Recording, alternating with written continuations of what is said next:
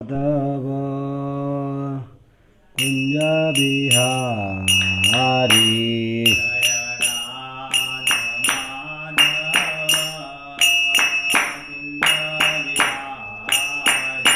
जय राधा माधव कुंज बिहारी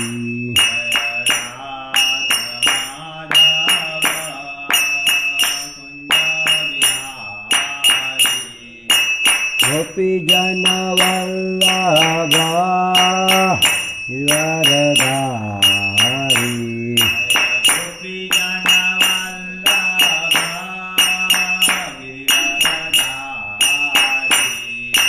गोपी जन वल्लभ गिरधारी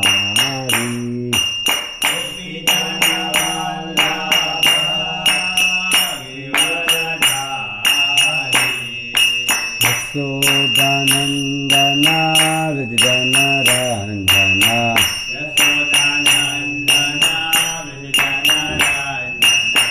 यशोदानंदन रज जन रंजना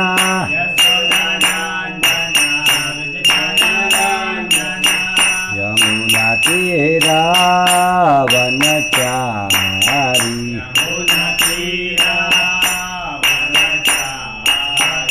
यमुना तीरा वनचारी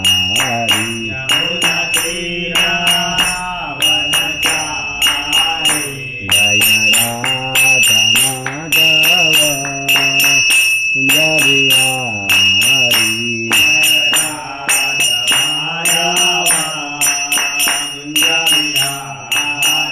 जय राधा माधव कुंज बिहारी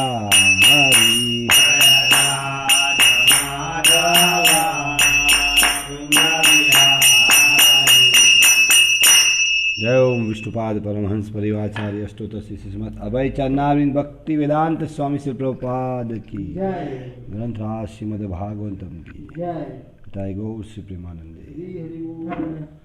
ओम नमो भगवते वासुदेवाय ओम नमो भगवते वासुदेवाय ओम नमो भगवते वासुदेवाय ओम नमो भगवते वासुदेवाय ओम नमो भगवते वासुदेवाय ओम नमो भगवते वासुदेवाय ओम अज्ञानतिमिरान्धस्य ज्ञानाञ्जनशलाकया चक्षुरुन्मिलितं येन तस्मै श्रीगुरुवे नमः।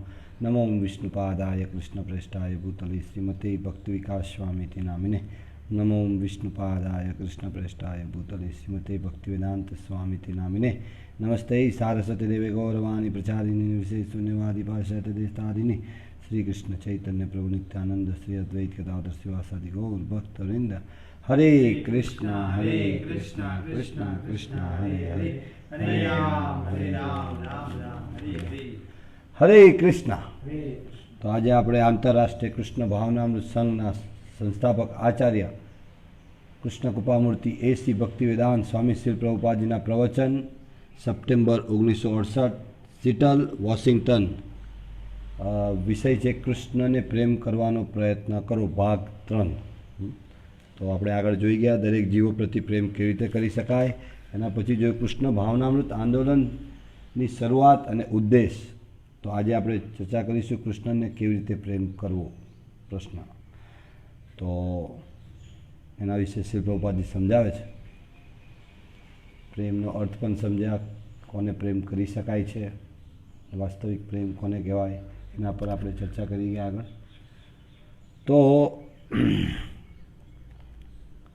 આપણે શ્રી પ્રભુપાદજીની શિક્ષાઓ અનુસાર પ્રભુપાદજી શુદ્ધ ભક્ત હતા એટલે એમની શિક્ષા એમના પ્રવચનો દ્વારા આપણે સમજી શકીએ છીએ કે વાસ્તવિક કૃષ્ણ પ્રેમ કોને કહેવાય।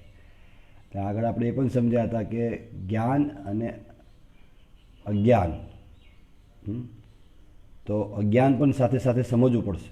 તો પ્રભુપાદજી એમના પ્રવચનમાં એમની પુસ્તકોમાં જ્ઞાન આપે છે, પણ અજ્ઞાન પણ શું છે, માયાવાદ શું છે, નિરાકારવાદ શું છે, નિર્વિશેષવાદ શું છે, એના વિશે પણ વિસ્તૃત માહિતી આપે, જેથી કરીને આપણે ઓળખી શકીએ કે ક્યાંક આપણે ભક્તિના નામે નિરાકારવાદમાં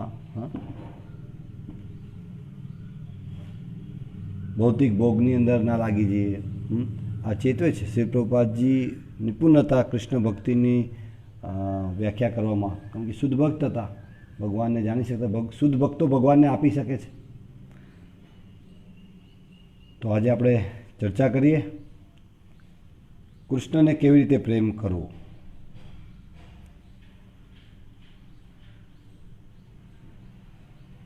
ધારો કે કોઈ કહે કે હું કૃષ્ણને તો જોઈ શકતો નથી, તો તેમને પ્રેમ કેવી રીતે કરી શકું? આવો પ્રશ્ન થઈ શકે કે હું કૃષ્ણને જોઈ નહીં શકતો, તો એમને પ્રેમ કેવી રીતે કરું? ચૈતન્ય મહાપ્રભુ જવાબ આપે છે, રમ્યા કાચિત ઉપાસના વ્રજ વધુ વર્ગેન યા કલ્પિતા. જો તમે કૃષ્ણને પ્રેમ કરવાની પદ્ધતિ જાણવા માંગતા હો તો વૃંદાવનની ગોપીઓના પગલે ચાલવાનો પ્રયત્ન કરો. આપણે જો કૃષ્ણને વાસ્તવિક પ્રેમ કરવો હોય તો વૃંદાવનની જે ગોપીઓએ પ્રેમ કર્યો છે ભગવાનને, એમના પગલે ચાલવા માટે ચૈતન્ય મહાપ્રભુ આપણને કહે છે, ગોપી ભટ્ટ પદ કમલ ભ્યો દાસ દાસાનો દાસ. ચૈતન્ય મહાપ્રભુ કહે છે કે હું ગોપી ભરતું પદ કમલ ભ્યો, જે ગોપીઓના ભરતું છે, સ્વામી છે, એમના કમલચરણના જે દાસ છે, એમના હું દાસનો દાસનો દાસનો દાસનો દાસ. તો આપણે દાસ બનવાનું છે. ગોપીઓને કૃષ્ણ પ્રેમ સર્વોચ્ચ પૂર્ણ ઈશ્વર પ્રેમ છે. ઈશ્વરને ભજવાના વિભિન્ન પ્રકાર છે. તેની શરૂઆત થાય છે, ઓ ઈશ્વર, અમને અમારી રોજિંદી રોટી આપો. આ પ્રારંભ છે. જ્યારે આપણને ઈશ્વરને પૂજવાનું શીખવાય છે ત્યારે ઉપદેશ અપાય છે, દેવળમાં જાઓ અને તમારી જરૂરિયાતો માટે પ્રાર્થના કરો. પરંતુ તે શરૂઆત હોવા છતાં તે શુદ્ધ પ્રેમ નથી. શુદ્ધ ઈશ્વર પ્રેમના દર્શન ગોપીઓમાં થઈ શકે છે. તેઓ કૃષ્ણને કેવી રીતે પ્રેમ કરતી તે આ પ્રમાણે છે. એટલે આપણે જ્યારે ભક્તિ વિશે આપણને માહિતી આપવામાં આવે છે, બચપનથી આપણને ભારતની અંદર જે જન્મ્યા છે, તો અત્યારે આધુનિક ભારતની વાત નહીં કરતો, વૈદિક કાળ એટલે આજથી 50-100 વર્ષ પહેલાં, જ્યારથી અંગ્રેજોને ટીવીને આવ્યા, ઈશ્વરને ભજવાના વિભિન્ન પ્રકાર છે. તેની શરૂઆત થાય છે, ઓ ઈશ્વર, અમને અમારી રોજિંદી રોટી આપો. આ પ્રારંભ છે. એટલે ઈશ્વરને જ્યારે ભજવાનું શરૂઆત કરીએ તો આપણે કંઈક માંગણી સાથે કે મને આપો, મને આપો, મને આપો, મને આપો, અજ્ઞાનતાવશ. પણ પ્રભુપાદ કહે છે કે ભગવાન પાસે માંગવું એ શુદ્ધ ભક્તિ નથી, પણ બીજા પાસે માંગવું એના કરતાં સારું છે. ચતુર્વિધા ભજનતે મામ. ભગવાન સ્વયં કહે છે, 4 પ્રકારના વ્યક્તિ મારા શરણે આવે છે. જ્ઞાની, અર્થાથી, જિજ્ઞાસુ અને દુઃખી. ભગવદ્ ગીતામાં ભગવાન કહે છે 4 પ્રકારના વ્યક્તિ. તો પ્રથમ પ્રારંભની અંદર આપણે ભગવાનની પાસે આમદની, પેટ ભરવા માટે માંગણી કરતા, કે ક્રિશ્ચિયાનિટીમાં પણ એવરી સન્ડે જઈ અને અમને પ્રતિદિનની બન એટલે રોટી મળે એવી કૃપા કરજો. તો પ્રભુપાદ સમજાવે છે કે આ પ્રારંભ છે. જ્યારે આપણે ઈશ્વરને પૂજવાનું શીખવાય છે ત્યારે આ ઉપદેશ અપાય છે. શરૂઆત છે, કેમ કે આપણી પાસે આપણને પશુ સમાન છે. જ્યારે ઈશ્વર વિહીન છે આપણે તો પશુ સમાન છે. એટલે પશુઓ માટે તો હું ખાવું, પીવું, ઊંઘવું એ જ મહત્ત્વપૂર્ણ છે. આહાર, નિંદ્રા, ભય, મૈથુન. એટલે આપણને આપણા જીવનનું લક્ષ્ય ઉદર તૃપ્તિ છે, પેટ્યું રડવું. તો એની માટે જ આપણે પ્રથમ ભગવાન પાસે માંગણી કરીએ છીએ. એવું શીખવામાં બી હતું કે આપણી એનાથી ઉપર સ્તરની બુદ્ધિ નથી તે વખતે. એમ મનુષ્ય જીવનની અંદર આપણી ઉન્નત ચેતના છે, પણ એવું પ્રશિક્ષણ નહીં હોવાને કારણે, એવો સંગ નહીં હોવાને કારણે આપણે જાણી નહીં શકતા. તો પ્રથમ આપણને એ શીખવાડવામાં આવે છે.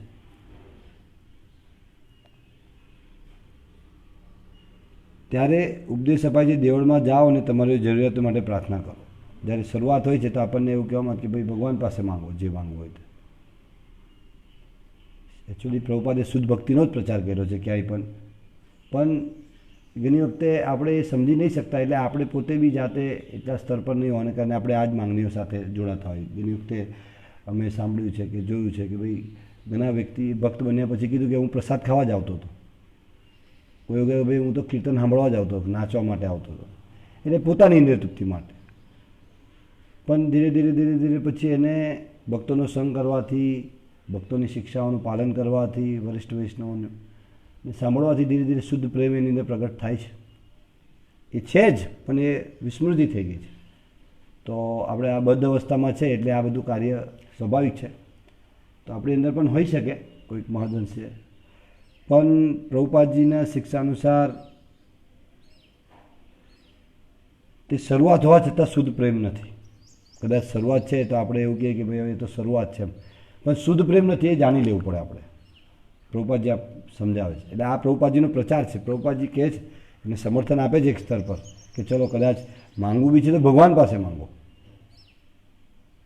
બરાબર. તો એ શુદ્ધ પ્રેમ નથી. શુદ્ધ ઈશ્વર પ્રેમના દર્શન ગોપીઓમાં થઈ શકે છે. શુદ્ધ ઈશ્વરના પ્રેમના દર્શન એ ગોપીઓમાં થઈ શકે છે. ગોપીઓને કોઈ માંગણી નથી. તેઓ કૃષ્ણને કેવી રીતે પ્રેમ કરતી તે નીચે પ્રમાણે, એટલે હવે પ્રભુપાદ સમજાવશે. તો ગોપીઓનો શુદ્ધ પ્રેમ હતો, અજોડ છે. ગોપીઓ જેવો પ્રેમ કોઈ ના કરી શકે. કૃષ્ણને કોઈ ના કરી શકે. એટલે અહીંયા પ્રભુપાદજી આપણને એમને અનુગમન, એમને અનુસરવાનું કહે છે કે ગોપીઓ કેવી રીતે પ્રેમ કર્યો સમજો. શુદ્ધ પ્રેમ. કૃષ્ણ ગોપકુમાર હતા. કૃષ્ણ જ્યારે આ ભૌતિક જગતમાં આવ્યા અને સ્વાભાવિક ભગવાનને ત્યાં વૃંદાવન ગોલોકમાં ત્યાં પણ એ એક ગોપકુમાર તરીકે જ રોલ ભજવે છે. ત્યાં બી એવી રીતે જ રહે છે, એક રાજા તરીકે નહીં. અને જેનો જેવા રસમાં રુચિ છે એ પ્રકારે ભગવાનના અલગ અલગ ત્યાં વિભાગો છે. ગોલોકમાં પણ સખ્ય રસ, વાત્સલ્ય રસ, તો એ પ્રકારે ભગવાન એમની સાથે આદાન પ્રદાન કરે જે રસની અંદર. તો કૃષ્ણ ગોપકુમાર હતા. તેમના ગોપ મિત્રો સાથે તેઓ ગાયો ચરાવવા આખો દિવસ ગોચર ભૂમિમાં રહેતા. આખો દિવસ ગાયો ચરાવવા ગોચર ભૂમિમાં રહેતા. અત્યારે હવે થયું એવું છે કે આપણે ભક્તિ તો કૃષ્ણની કરીએ છીએ, પણ છોકરાને બનાવો છે ડૉક્ટર. ભક્તિ આપણે કૃષ્ણની કરીએ છીએ અને છોકરાને બનાવો છે એન્જિનિયર. ભક્તિ આપણે કૃષ્ણની કરીએ છીએ અને છોકરાને બનાવો છે આપણે વકીલ. તો કોઈ એવું કહી શકે કે ભાઈ એ તો બરાબર જ છે એમ, પણ એ સમજવું પડશે કે કૃષ્ણને શું ગમે છે અને આપણી જરૂરિયાત બી કૃષ્ણ પાસેથી જ બધી પર્યાપ્ત માત્રામાં આવે છે. તો ભગવાન સ્વયં કૃષ્ણએ આચરણ કરીને બતાવ્યું કે જીવનનું જે વાસ્તવિક જરૂરિયાત છે એ તો ગાયો અને જમીનથી જ પર્યાપ્ત માત્રામાં પૂર્તતા થાય છે. બલરામજી ખેતી કરતા હતા. એ હળ ટ્રેક્ટર નહીં, હળદર. હા, તો એમનું એક નામ છે હળદર. તો એ ખેતીમાં નિપુણ હતા અને બહુ સુંદર રીતે ખેતી હળ ચલાવવાની. તો અને ભગવાન કૃષ્ણ ગાયો ચરાવતા. તો આ બંનેનું સાથે હોય, ગાય અને ખેતી, તો બહુ સુંદર રીતે જીવન જીવી શકાય છે. એ ભગવાન કૃષ્ણ અને બલરામજીએ સ્થાપિત કર્યું છે. તો આપણે વાસ્તવિક જો જીવનમાં પ્રસન્નતા પ્રાપ્ત કરવી હોય, કૃષ્ણ ભક્તિની અંદર આપણે ઉન્નતિ કરવી હોય, તો વર્ણાશ્રમ પ્રમાણે, દેવ વર્ણાશ્રમ પ્રમાણે જે શિક્ષાઓ છે, પ્રભુપાદજીએ બહુ સુંદર શિક્ષાઓ આપી છે, તો એ પ્રકારે આપણું જીવનને ઢાળીશું તો વાસ્તવિક આપણે કૃષ્ણ પ્રેમ પ્રાપ્ત કરી શકીશું. કારણ કે એ બી જરૂરી છે. આપણા શરીરને, આત્માને શરીર સાથે ટકાવી રાખવા માટે આહારની બી જરૂર છે, પ્રસાદની. અને ભગવાનને ભોગ લગાવવાનો છે એના માટે વિશેષ કરીને. તો એ ઉત્તમ છે કે જે આપણી સંસ્કૃતિ છે અને વાસ્તવિક ધન તો તે જ છે, ગાયો અને ધાન્ય, અનાજ, એ જ ધન છે. અને અત્યારે તમે જોઈ લો કે આટલી મહામારીની અંદર લોકોની શોધ શાના માટે છે? બધા થેલકી લઈને નીકળી પડે સવારે. હાની માટે? અનાજ લેવા માટે, શાકભાજી લેવા માટે, દૂધ લેવા માટે. આ જ કોઈ કંપની પર નહીં જતું કે ભાઈ હવે અમને યુરિયા આપી દો. જાય છે ખેડૂતો, પણ એ બી ભૂલધારણા છે કેમ કે વાસ્તવિક ખેતી તો ગાયના ગોબર દ્રવ્યમાંથી બહુ સુંદર રીતે થઈ શકે ને બહુ નિઃશુલ્કમાં એ મળે છે આપણને. તો બહુ સરસ વ્યવસ્થા ભગવાને બનાવેલી છે, પણ આપણે એ વ્યવસ્થાને તોડીને સુખી થવાનો પ્રયત્ન કરીએ તો ક્યારેય સુખી નહીં થશે. સ્વયં ભગવાન પોતે ગોપમિત્રો સાથે ગાયો ચરાવવા આખો દિવસ ગૌચર ભૂમિ. ગૌચર ભૂમિ એટલે તે સમયે લોકો જમીન તથા ગાયો રાખી સંતુષ્ટ હતા. બસ સર્વ આર્થિક સમસ્યાનો ઉકેલનો એ જ સમાધાન, એ જ સાધન હતું. તેઓ મોટા ઉદ્યોગોમાં મજૂરી કરતા ન હતા. પ્રભુપાદ સમજાવે છે આર્થિક સમસ્યાનો ઉકેલનું એ જ સાધન હતું. તેઓ મોટા ઉદ્યોગોમાં મજૂરી કરતા ન હતા. તેઓ કોઈના નોકરો ન હતા. તેઓ ફક્ત જમીનની ઉપજ તથા ગાયોનું દૂધ લેતા અને તેમની સમગ્ર અન્ન સમસ્યાનો ઉકેલ આવી જતો. ઉદ્યોગોમાં નહોતા જતા. બહુ સરળ હતું જીવન. ભગવાને જે વ્યવસ્થા સ્થાપિત કરી છે અને એને ગામ કહી શકાય. ગામોમાં અત્યારે જે સોશિયલ ડિસ્ટન્સનું ટ્રેનિંગ આપવી પડે, વારંવાર કહેવું પડે છે, એવું પહેલાં નહોતું. બધા પોતાના એક ડિસ્ટન્સમાં કાર્ય કરતા રેસિડન્સ એ રીતે હતા. રહેવાની વ્યવસ્થાઓ, વાડા હતા, ગાયો માટે રહેવા માટે, ચરવા માટે ગૌચર જમીન આજે અત્યાર સુધી પણ હતી અને આજે પણ રેકર્ડ પર છે, પણ પ્રત્યક્ષ નથી. કેમ કે મનુષ્યોએ ઇન્દ્રિય ભોગની અંદર એટલા બધા આંધળા થઈ ગયા છે આપણે કે ગાયોની પણ જમીને હડપીને ત્યાં વિવિધ બાંધકામો કરી, આ ઉદ્યોગો લાવી અને પોતે ભોગ કરવા માટે. એટલે આ બધું પરિણામ છે, એને ભોગવવું પડશે. પ્રકૃતિ વિરુદ્ધ કોઈ બી કાર્ય કરીશું તો એનું પરિણામ નિશ્ચિત આપણે ભોગવવું પડશે. તો અહીંયા પ્રભુપાદજી આપણને સમજાવે છે કે ભાઈ આર્થિક સમસ્યાનો ઉકેલ બસ ગાય અને જમીન દ્વારા. એ મોટા મોટા ઉદ્યોગોમાં મજૂરી કરવા નહોતા જતા ભગવાન કૃષ્ણ. આપણે મજૂર બનાવીએ છીએ બાળકોને. હા, આપણો લક્ષ્ય છે કે ભાઈ સારામાં સારી મોટી કંપની, મોટું ગ્રુપ હોય તો મોટી કંપનીમાં મોટી સમસ્યાઓ છે. આપણે ગર્વ લઈએ છીએ કંપનીઓમાં જઈને. હા, અને એની અત્યારે વ્યથાઓ તમારે સાંભળવી હોય તો ગઈકાલના જ આપણા કરજણની અંદર બનાવ બન્યો કે ભાઈ ટેબા કંપનીની અંદર 150 લોકો છેલ્લા 1 મહિનાથી ઘેર જાય વગર કામ કરતા હતા. અને પછી વહીવટ દ્વારા એવું કહેવામાં આવ્યું કે ભાઈ હવે લોકડાઉન વધ્યું છે તો હજુ પણ વધારે 15 દિવસ તમારે અહીં રહીને જ કામ કરવાનું છે. એટલે માણસની એક લિમિટેશનો છે, એ યંત્ર નથી. પણ આપણે આર્થિક વ્યવસ્થામાં એટલા આંધળા થઈ ગયા છે. હા, જે વસ્તુ વાસ્તવિક નથી છતાંય આપણને એવું ટ્રેનિંગ આપવામાં આવ્યું કે ઉદ્યોગો દ્વારા જ આપણે સુખી થઈશું. તો ત્યાંથી એ 150 જણ એમને નોકરીમાંથી કાઢી નાખવાની ધમકી આપવામાં આવી. તો સ્વેચ્છાએ જબરદસ્તીથી જે કરવામાં આવતી હતી કે જોબ કરવી જ પડશે, તો એ લોકોએ સ્વેચ્છાએ ત્યાંથી કંપનીનો ત્યાગ કર્યો અને ઘર તરફ ચાલતા નીકળી ગયા. ગાડી બાડી કશું નથી તો પણ યુવાનો બધા. હવે એ યુવાનો એવા છે કે જેમની ઘેરે પણ જમીનો હશે જ, પણ જે ભૂત આપણે વર્ગ્યું છે આધુનિકતાનું, એ ભૂતના વર્ગનને લીધે આપણે એટલો બધો પરિશ્રમ કરીએ છીએ. અને એ બી પરિશ્રમ કેવો, આપણી ઈચ્છા વિરુદ્ધનો. આ પ્રત્યક્ષ ઉદાહરણ છે, તમે એમને મળી શકો છો, ન્યૂઝમાં જોઈ શકો છો. તો એ ઈચ્છા નથી. હા, તો આપણી સરસ જમીન છે તો અને ગાય લાવીને બહુ સુંદર જીવન નિર્વાહ કરી શકીએ છીએ. અત્યારે જે સિટીઓ છે એની અંદર એક અમારા સજ્જન હતા, એમની જોડે ચર્ચા થઈ કે ઘરમાં ગવ જ નહીં, હવે ખાવાના ભાવ, બહાર નીકળવા નહીં દેતા. ઘરમાં છોકરાઓ હવે રડી રહ્યા છે, અમે ભૂખા મરી રહ્યા છે. છતે અનાજ એ બજારની અંદર અનાજ છે છતાંય નહીં ખાઈ શકતા. બહાર જાય તો કોરોના લાગે, પોલીસ દંડા મારે છે. સિટીની અંદર બહુ વિકટ પરિસ્થિતિ છે, રેડ ઝોન. તો ગામડામાં આવી સ્થિતિ નથી. એ ભગવાન દ્વારા નિર્મિત છે અને બહુ સુંદર વ્યવસ્થાઓ છે. પર્યાપ્ત માત્રામાં અનાજ છે, દૂધ છે, ગાય છે, એટલે બધી જ વસ્તુ, દહીં, દૂધ, ઘી, છાશ પર્યાપ્ત માત્રામાં છે જેમની પાસે ગાયો છે.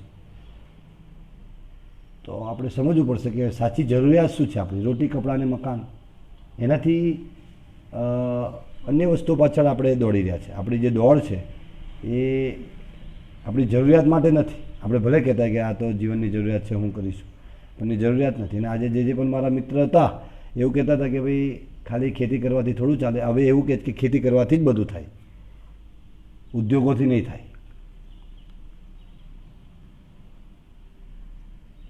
તો અને એ સંભવ છે સંયુક્ત કુટુંબ દ્વારા. ખેતીના આવા કાર્ય કરવા માટે સંયુક્ત કુટુંબમાં રહેવાનું. અને સ્વાભાવિક સંયુક્ત કુટુંબની અંદર રહીને બધા ઓછા ખર્ચની અંદર વધારે લોકો જીવી શકતા હતા. અત્યારે વધારે ખર્ચની અંદર ઓછા લોકો પણ નહીં જીવી શકતા.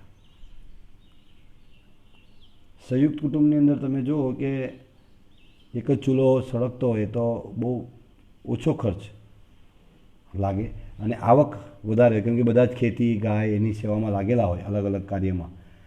તો ઇકોનોમી બહુ સરસ રીતે જળવાય છે અને બધા કૃષ્ણને કેન્દ્રમાં રાખીને કાર્ય કરતા. આ બહુ મહત્ત્વપૂર્ણ મુદ્દો હતો. પારિવારિક ભગવત ચર્ચા કરતા હતા. એટલે એક અન્ડરસ્ટેન્ડિંગ હતું કે ભાઈ આપણે કૃષ્ણની સંતુષ્ટિ માટે કરવાનું છે. વૈદિક સંસ્કૃતિ ભગવાન કૃષ્ણને કેન્દ્રમાં રાખીને જીવન નિર્વાહ હતો. તો જે ગોચરની ભૂમિઓ પણ હવે વેચી ખાઈ ગયા છે, તો હવે આ પરિણામો ભોગવાના છે. આપણે ગાયોને આપણાથી દૂર કરી દીધી, તો ગાયો અનેક મોટી બીમારીઓથી આપણને દૂર રાખતી હતી. એની અંદર એ શક્તિ છે.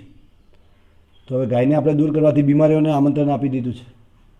કૃષ્ણને દૂર કરવાથી આજે આપણે મહામારી જેવી જન્મ મૃત્યુ જરા વ્યાધિને અંદર ફસાવવા માટે ઓર ગર્તમાં જઈ રહ્યા છે.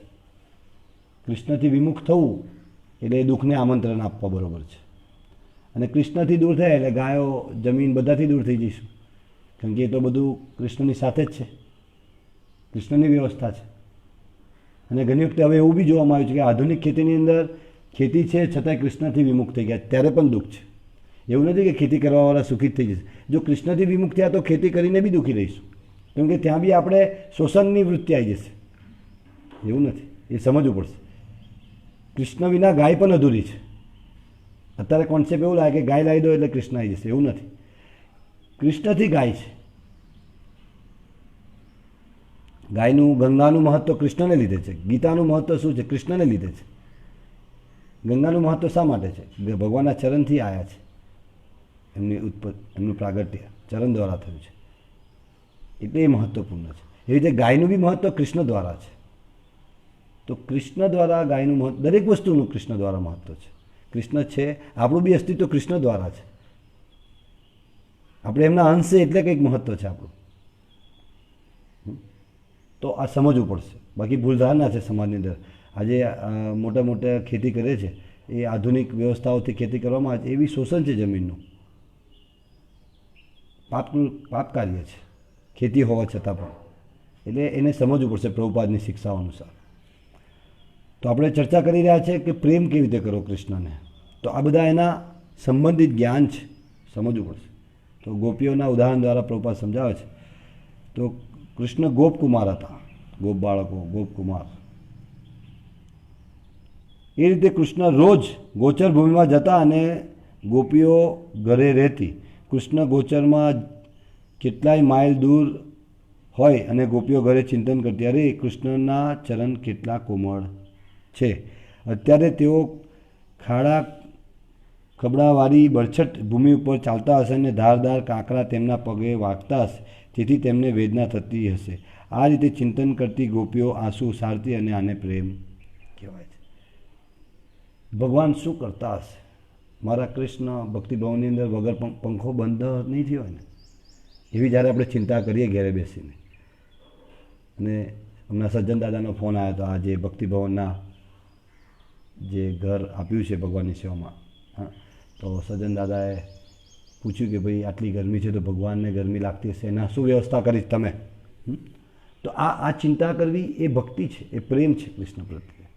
હા, એવી રીતે આપણે કૃષ્ણ માટે ચિંતન કરીએ કે ભાઈ ભક્તિભવન સફાઈ હશે કે નહીં, ભગવાનના ધામ કેવી રીતે અત્યારે વ્યવસ્થા થતી હશે, ભગવાનના જે ભક્ત છે જે પૂર્ણકાલીન ભગવાનની સેવામાં સમર્પિત થઈ ગયા છે એ લોકોની આર્થિક વ્યવસ્થા શું હશે, સાધુઓ જેને કહેવાય, હા, ભગવાન જ પૂર્તતા કરે છે, પણ આપણે ગૃહસ્થોની જવાબદારી છે, આપણે વિચારવું જોઈએ.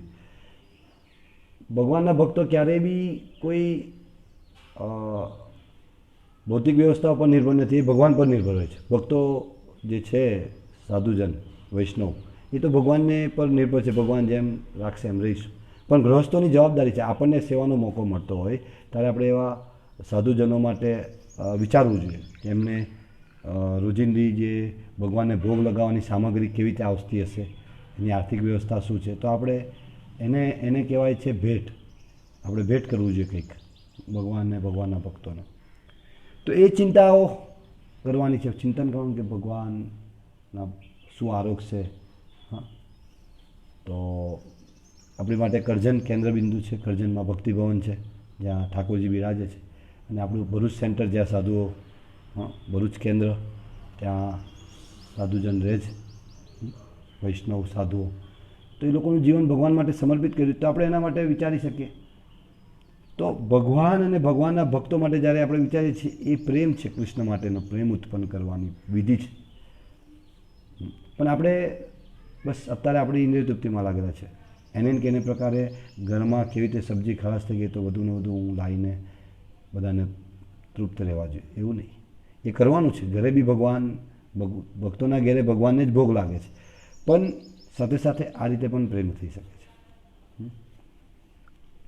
તો ગોપીઓ વિચારતી હતી ભગવાન જ્યારે ગૌચરણ કરવા જતા કે કેવી રીતે કૃષ્ણને કાંટા વાગશે તો એમના પગ બહુ કોમળ છે, અને રડતી. જ્યારે કૃષ્ણ પાછા આવતા ત્યારે ગોપીઓ તેમને એવું પૂછતી નહોતી કે તમે ગૌચરણમાંથી અમારા માટે શું લાવ્યા છે. આપણે તરત જ કોઈ વસ્તુ કંઈથી આવ્યા હતા કે અમારા માટે શું લાવ્યા તમે. આ વૃત્તિ થઈ ગઈ છે આપણી અત્યારે, આ ભૌતિક વૃત્તિઓ છે બધી, મારા માટે શું. પણ ગોપીઓ ક્યારેય નથી એવું પૂછતી કે ગોચરણમાંથી તમે અમારા માટે શું લાવ્યા છે. એ તો કૃષ્ણને આપવા માટે તૈયાર હતી. કૃષ્ણ તો ત્યાં શું તમારા ગજવામાં શું છે એવું નહોતું, જરા જોવા તો દો. આ પ્રેમ ના કહેવાય.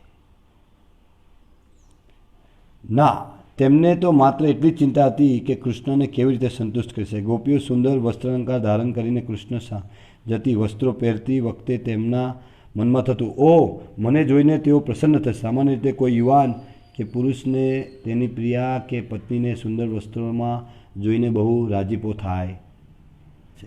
એટલે ગોપીઓ જે સુંદર વસ્ત્રો ધારણ કરતી કૃષ્ણ આવતા ત્યારે, અને એમની સામે જતીને એમને આનંદ આપતી.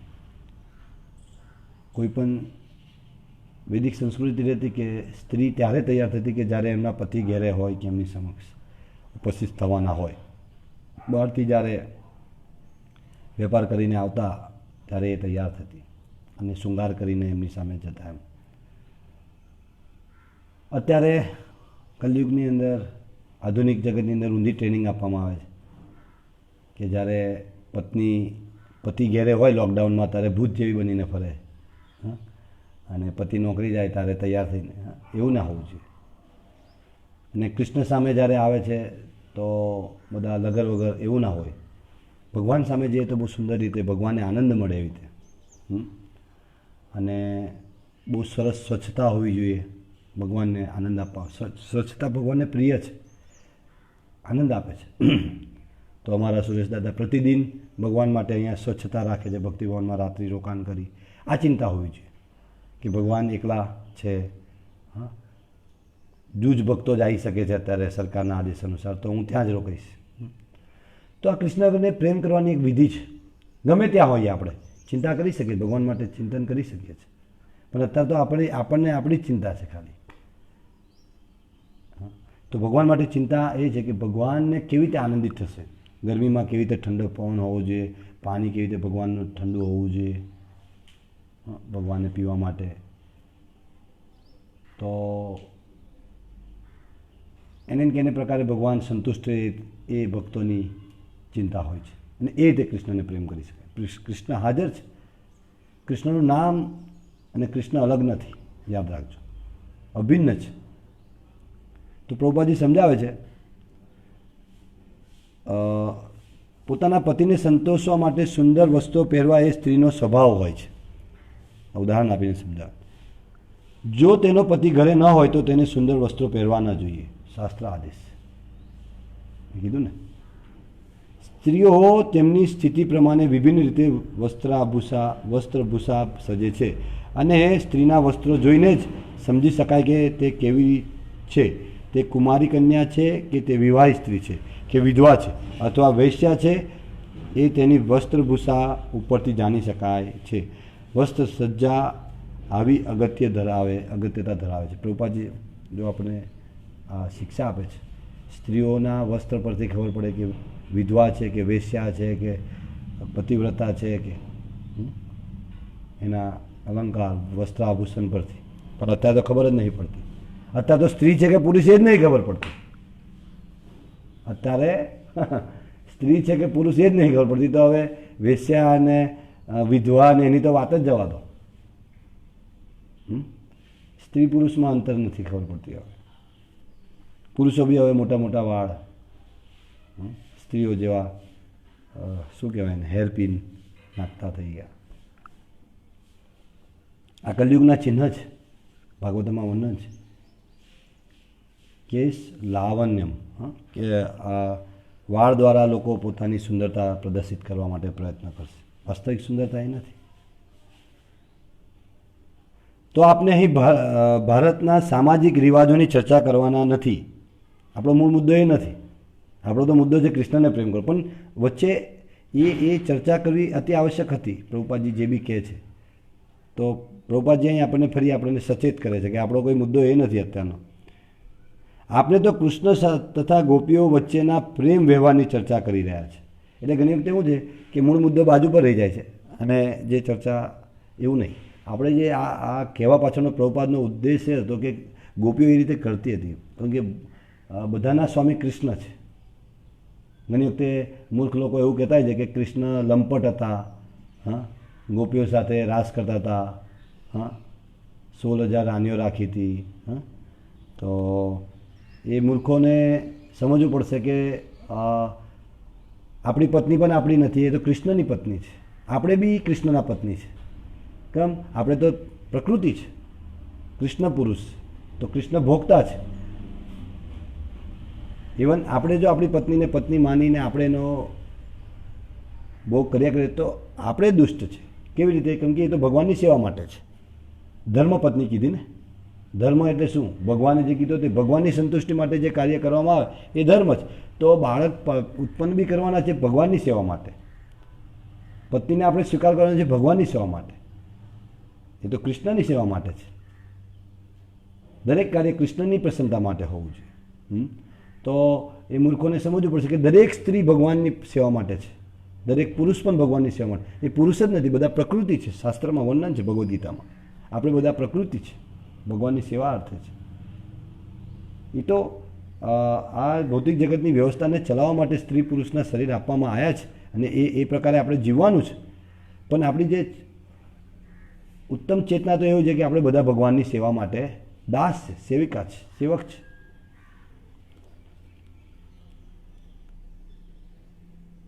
તેમ ગોપી અને કૃષ્ણ વચ્ચેનો જે પ્રેમ વ્યવહારની ચર્ચા કરી રહ્યા છે આપણે, તો તેમનો પરસ્પર સંબંધ એવો અંતરંગ હતો અને એટલો વિશુદ્ધ હતો કે સ્વયં કૃષ્ણે સ્વીકાર્યું હતું કે હે પ્રિય ગોપીઓ.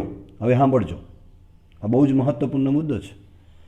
જ્યારે આ રીતનો પ્રેમ આપણે કરીએ છીએ ભગવાન કૃષ્ણને, એમના શરણાગત થઈને એમના માટે ચિંતન કરીએ દરેક વસ્તુ, તો શું થાય છે? તો આવો જે વિશુદ્ધ પ્રેમ હતો અને એ વિશુદ્ધ પ્રેમને લીધે કૃષ્ણએ પણ સ્વીકાર્યું હતું, હે પ્રિય ગોપીઓ, તમારા શુદ્ધ પ્રેમનું ઋણ ચૂકવવા મારામાં સામર્થ્ય નથી. કોણ બોલી રહ્યું છે? ભગવાન કૃષ્ણ જે 6 ઐશ્વર્યથી પૂર્ણ છે, જેને આપણે કહીએ કે 6 ઐશ્વર્યથી પૂર્ણ હોય તે જ ભગવાન છે. તો આ કેવા ભગવાન? ઋણ ચૂકવી ના શકે?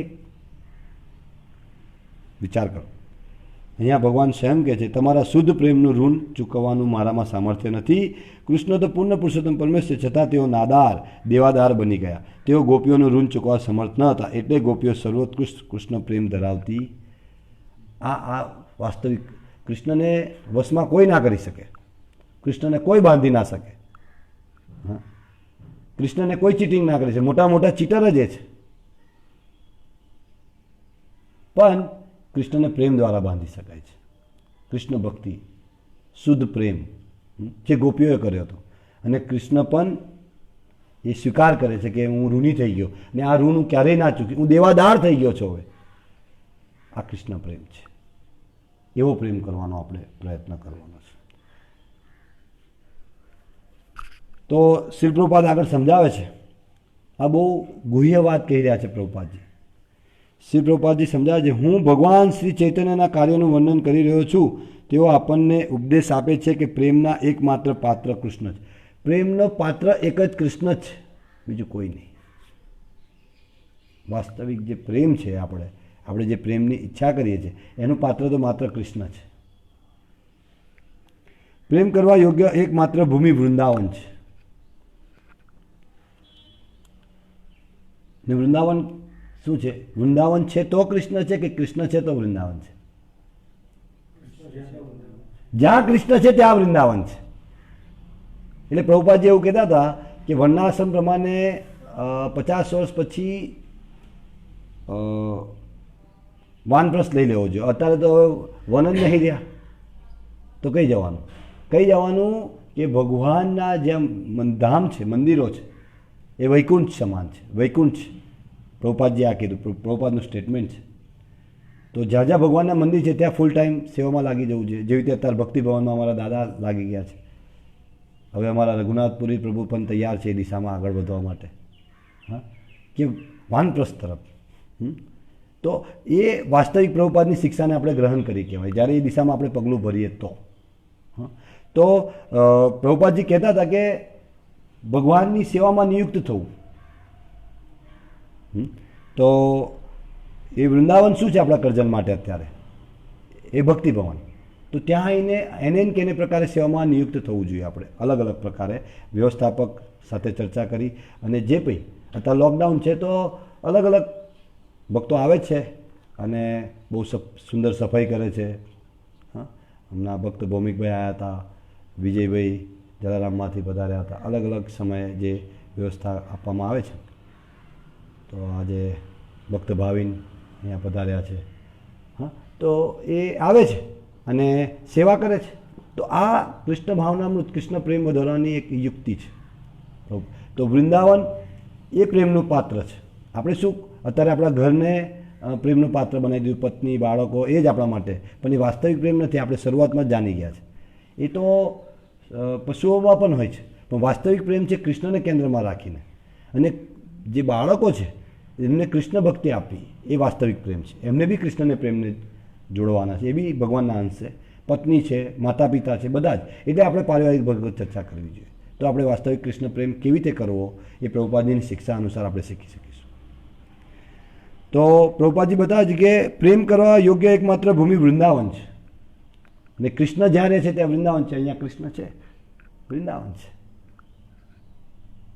વડોદરા ઇસ્કોન મંદિર છે, વૃંદાવન છે. સુરત ઇસ્કોન મંદિર છે, વૃંદાવન છે. અહીંયા રાજા રણછોડ બિરાજમાન છે, ડાકોર જ છે, અલગ નથી, એનો ભેદ નથી. પણ તો પણ વિશેષ એ સ્થાનનું મહત્વ છે. પણ છતાંય ભગવાન જ્યાં છે ત્યાં વૃંદાવન, ત્યાં ડાકોર છે, ત્યાં દ્વારકા છે.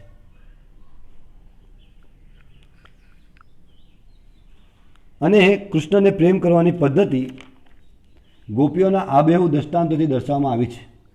એવું નથી કે ગોપીઓ પાસે કૃષ્ણ બેસી રહ્યા હતા. કૃષ્ણ જ્યારે ગોચરણ કરવા જતા ત્યારે બી ગોપીઓ એમનો પ્રેમ ક્યારેય દૂર નહોતો થયો, ઓછો નહોતો થયો. હંમેશા કૃષ્ણ આપણી સાથે જ છે, પણ આપણે પ્રેમ કરવા માટે તૈયાર જ નથી. તો આ પદ્ધતિ છે. ભક્તોની વિભિન્ન અવસ્થાઓ હોય છે અને ગોપીઓ સર્વોચ્ચ ભૂમિકામાં રહેલી છે. ભક્તોની વિભિન્ન અવસ્થા, ગોપીઓ સર્વોચ્ચ. અને ગોપીઓમાં રાધારાણી શ્રેષ્ઠ છે. જે ગોપીઓ છે એમાં સર્વશ્રેષ્ઠ રાધારાણી છે. તેથી કૃષ્ણ પ્રત્યેના પ્રેમમાં રાધારાણીથી ચડિયાતું કોઈ જ નથી. ગોપીઓ છે એની અંદર પણ રાધારાણી બહુ જ મહત્વપૂર્ણ છે, અને એનાથી સર્વશ્રેષ્ઠ કોઈ નથી. એટલે રાધારાણી જેવી રીતે એ જાણવા માટે આપણે પ્રભુપાદની શિક્ષાઓને સમજવું, ભગવાનને વિસ્તારપૂર્વક પ્રેમ કરવા માટે એની માટે કૃષ્ણ ભાવનામૃત પ્રથમ પગલું નામનું પુસ્તક છે, જે શરૂઆત છે કૃષ્ણને પ્રેમ કરવાની, કે વિધિ શું જ વિધિ છે વિસ્તારપૂર્વક સમજાય છે પરમ પૂજ્ય ભક્તિ વિકાસ મહારાજે. પુસ્તક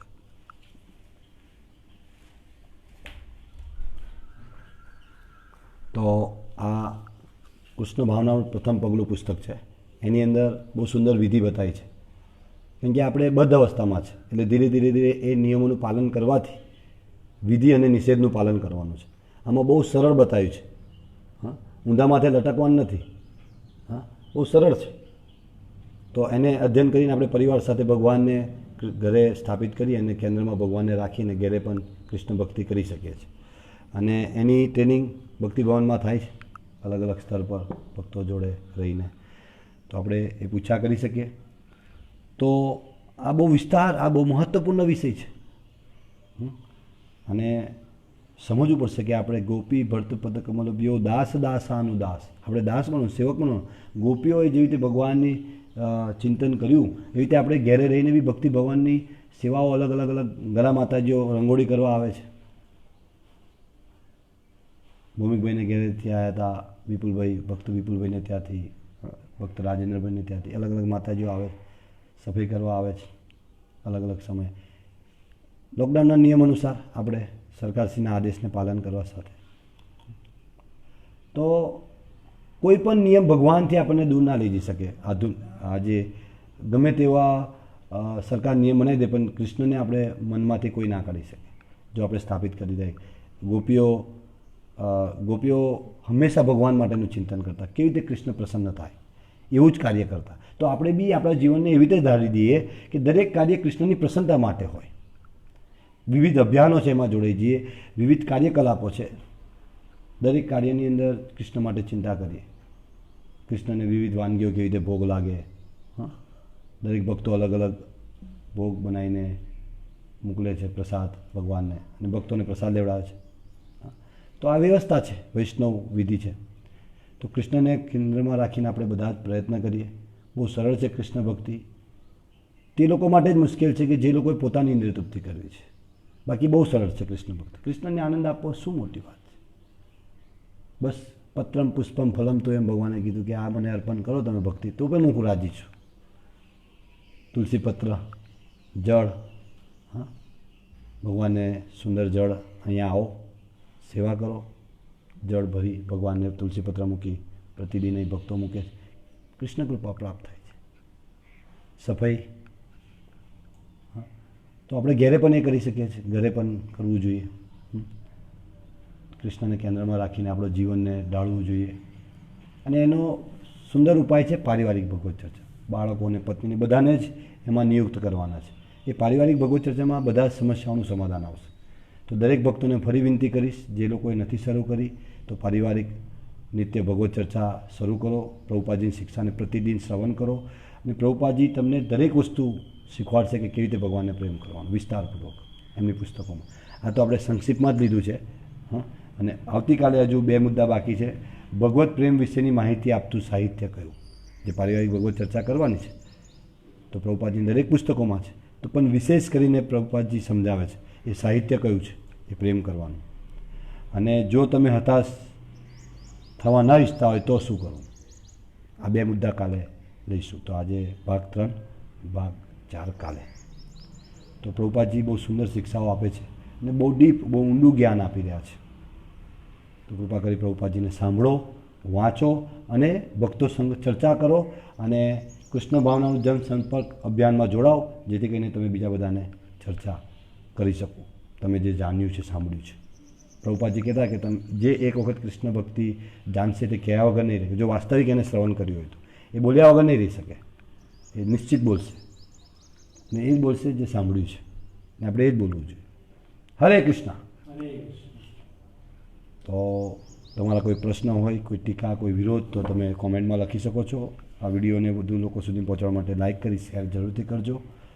અમારા વોટ્સએપ નંબર પર પણ તમે પ્રશ્ન મોકલી શકો છો.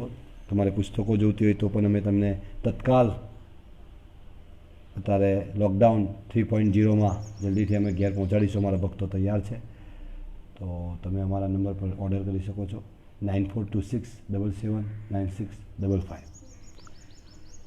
हरे कृष्ण। श्री श्री राधा माधव भगवान के, ग्रंथराज श्रीमद् भागवतम की, जय। शिल प्रभुपाद ने